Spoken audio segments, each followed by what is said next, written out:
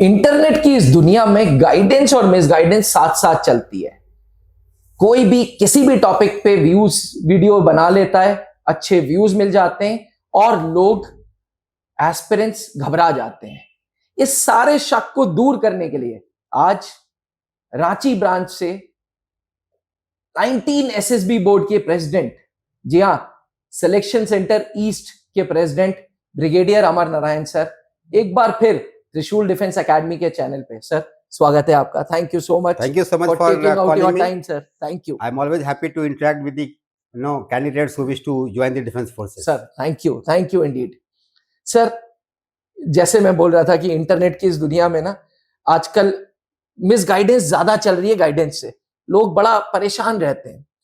अब हमारे कुछ स्टूडेंट्स हैं जो अक्सर एक क्वेश्चन मुझसे पूछते हैं कि एनडीए की एसएसबी और टीएस की एसएसबी में किस में रिकमेंडेशन ज्यादा है, किस एसएसबी को हम फेस करें और हमारे चांसेस ऑफ सिलेक्शन ज्यादा बढ़ जाएं।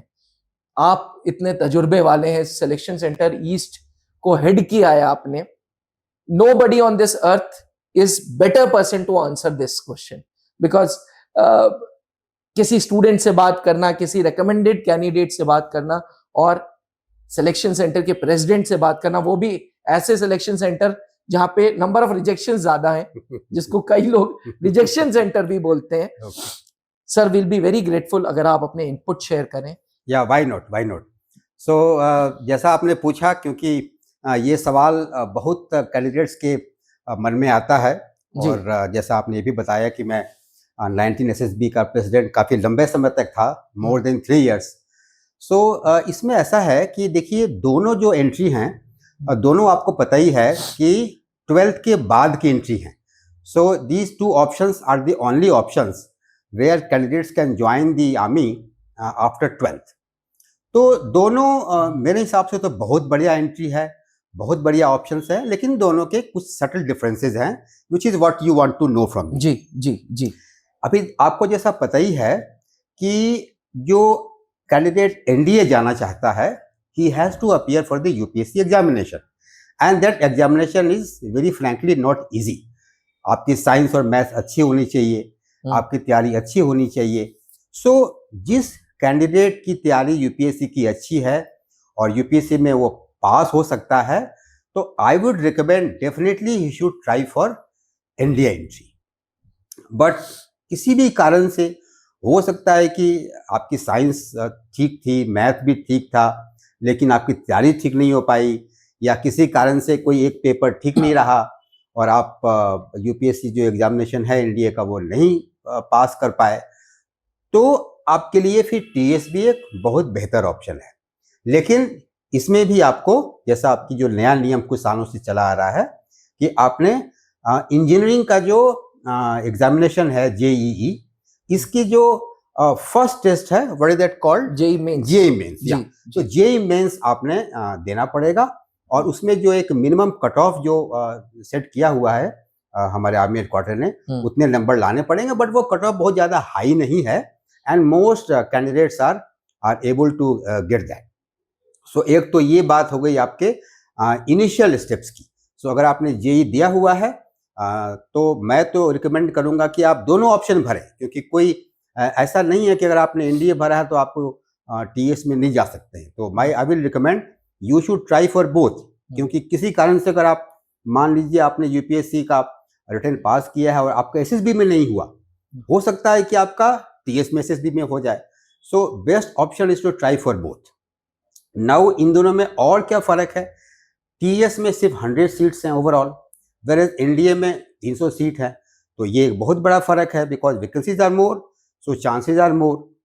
एंड सेकेंड ऑफ कोर्स की जो टीएस के जो कैंडिडेट्स हैं, they will get an engineering degree after their 4 years of training, whereas when you go to NDA you will not get an engineering degree after NDA. Though let me tell you, there is a latest proposal, the Chief of Indian Army just came on the TV few days back only, and he said that there is a proposal to give engineering degrees to some of the candidates in NDA also. Incidentally, it is being already given to the naval candidates. तो उसकी अभी proposal अभी stage में है, वो भी time लगेगा। Okay, अभी जैसा अभिनव जी ने पूछा कि इन दोनों के बीच में किसमें रिकमेंडेशन के चांसेस ज्यादा हैं, anyone will like to know this.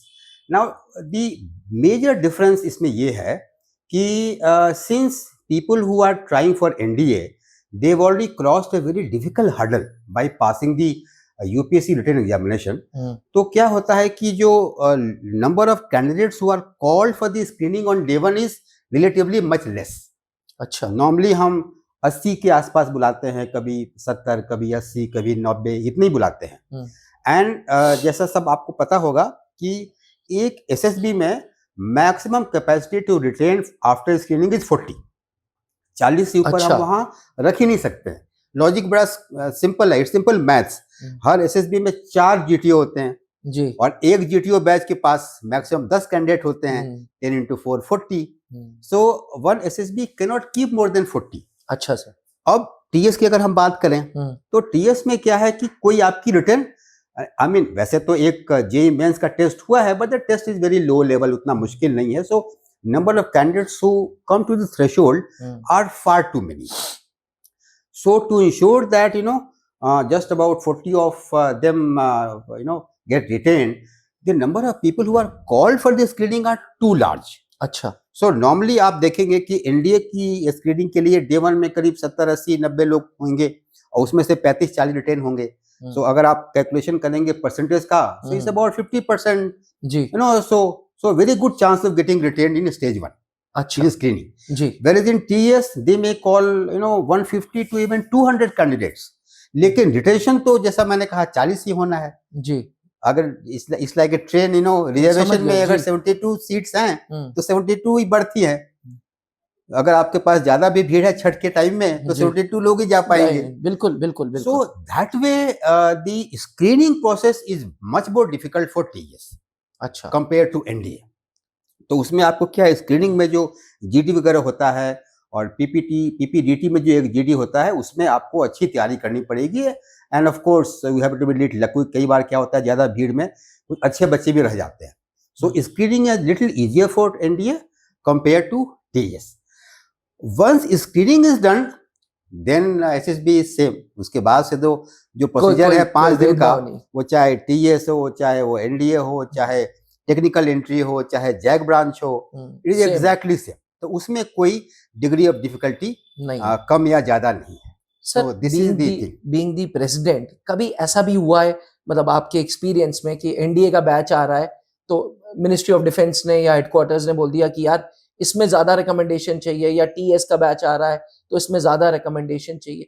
कभी ऐसे भी, बिकॉज आपने हेड किया है, आपने सिलेक्शन सेंटर को, you are the presiding officer, तो कुछ ऐसा मिनिस्ट्री ऑफ डिफेंस का भी रूल होता है कि क्या रेशियो मेंटेन करना है, कुछ ऐसी चीजें हैं? Absolutely no, absolutely no. क्योंकि आपको पता ही है 5 दिन का इंटरव्यू प्रोसेस। कल हमारे जिल ज्ञान भूषण सर भी बता रहे थे, एक हमारा त्रिशूल डिफेंस का कल सेरेमनी था to facilitate the candidates who had passed. SSB procedure of defence forces of Indian system is the most difficult system in the entire world। दुनिया में इसके बराबर चैलेंजिंग सिलेक्शन सिस्टम कहीं भी नहीं है, including the armed forces of other countries.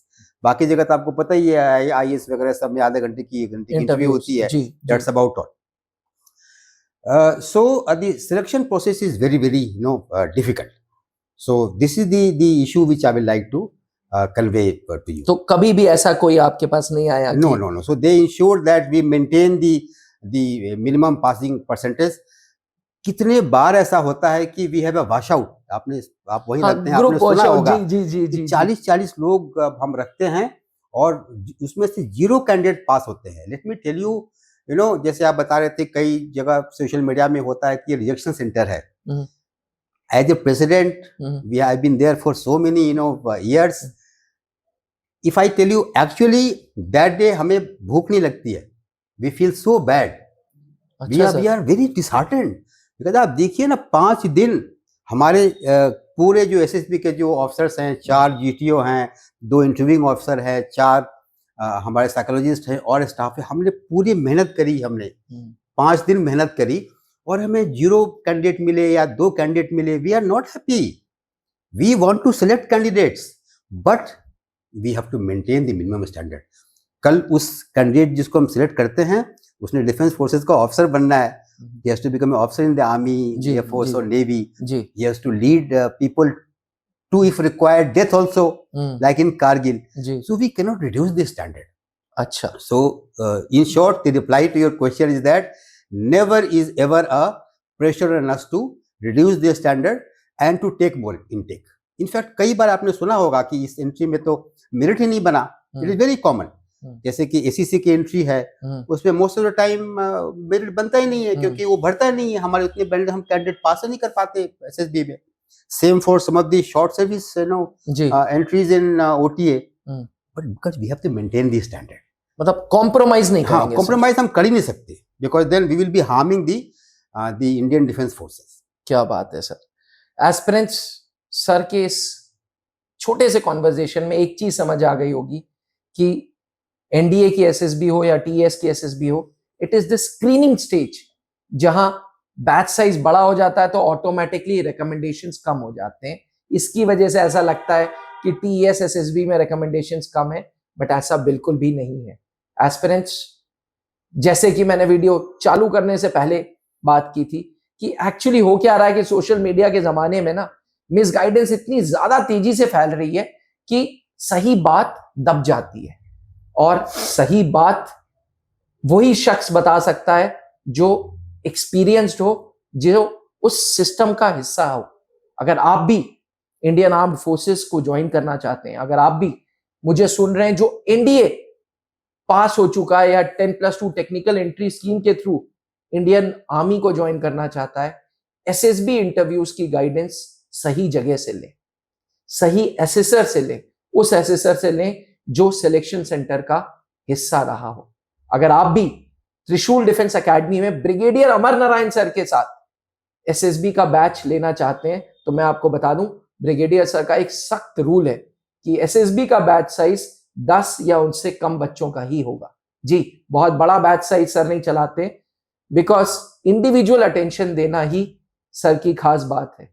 अभी हाल ही में त्रिशूल डिफेंस एकेडमी रांची ने बैक टू बैक 6 सिलेक्शंस दिए हैं. जी हाँ, NDA entry and CDS entry में मिला के बैक टू बैक 6 सिलेक्शंस, जिसकी वीडियो ऑलरेडी इस यूट्यूब चैनल पे है, जिस प्रोग्राम का नाम था राइजिंग आइकन. अगर आप उन स्टूडेंट्स के बारे में सुनना चाहते हैं, पढ़ना चाहते हैं, तो आप राइजिंग आइकन की थंबनेल पे क्लिक करें और स्टूडेंट्स की रियल सक्सेस स्टोरी सुन सकते हैं. त्रिशूल डिफेंस एकेडमी रांची ब्रांच में ब्रिगेडियर अमर नारायण सर के गाइडेंस में with fully equipped GTO ground त्रिशूल डिफेंस एकेडमी 14 दिन की एसएसबी बैचेस चलाते हैं and with a sure shot that जो भी आपको सिखाया जाएगा वो फर्स्ट हैंड एक्सपीरियंस होगा, वो फर्स्ट हैंड सिलेक्शन सेंटर का एक्सपीरियंस होगा. इसलिए देर ना करें, नीचे लिखे हुए नंबर पे कॉल करें. Thank you sir, thank you so much. It was indeed nice talking to you. वो कहते हैं ना, देर आए दुरुस्त आए. इतने दिन बाद आपने एंट्री मारी और धमाल मचा दिया. Thank you sir, thank you so much. Always a pleasure to speak to you. Thank you अपना जी. अब डिफेंस एग्जाम क्रैक करना हुआ और भी आसान. त्रिशूल डिफेंस एकेडमी लेकर आए हैं बिल्कुल ही एडवांस लर्निंग ऐप. तो आज ही ज्वाइन करें और स्टार्ट करें अपनी ऑनलाइन क्लासेस.